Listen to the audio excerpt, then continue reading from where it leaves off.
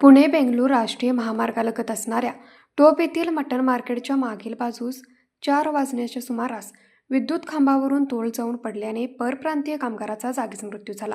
या मयत व्यक्तीचे नाव निलेश सुभाष जाधव, वय वर्ष 21, राहणार मध्य प्रदेश असे आहे। घटनास्थळावरून मिळालेली माहिती अशी: महाराष्ट्र राज्य विद्युत महावितरण कंपनीने विद्युत खांबाच्या दुरुस्तीचे काम बारामती येथील व्ही पवार इलेक्ट्रिकल कंपनीला कॉन्ट्रॅक्ट दिले असून या कंपनीकडून टोप येथील मटण मार्केटच्या मागील बाजूस असणाऱ्या खांबावर पावसामुळे तांत्रिक बिघाड झाल्याने ते दुरुस्त करण्यासाठी निलेश हा खांबावर चढला होता।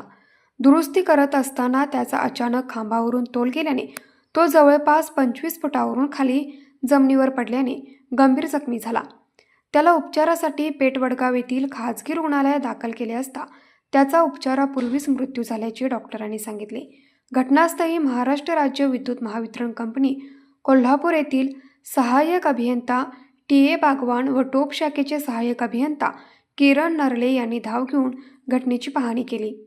विद्युत खांबावरील तांत्रिक बिघाड काढण्यासाठी दुपारी 2:30 वाजल्यापासून गावातील विद्युत पुरवठा खंडित करण्यात आला होता, पण या अपघाती घटनेमुळे टोप गावातील नागरिकांना रात्री उशिरापर्यंत विद्युत पुरवठा सुरळीत होण्यासाठी वाट पाहावी लागली। न्यूज मराठी 24 साठी विनोद शिंगे, कोल्हापूर।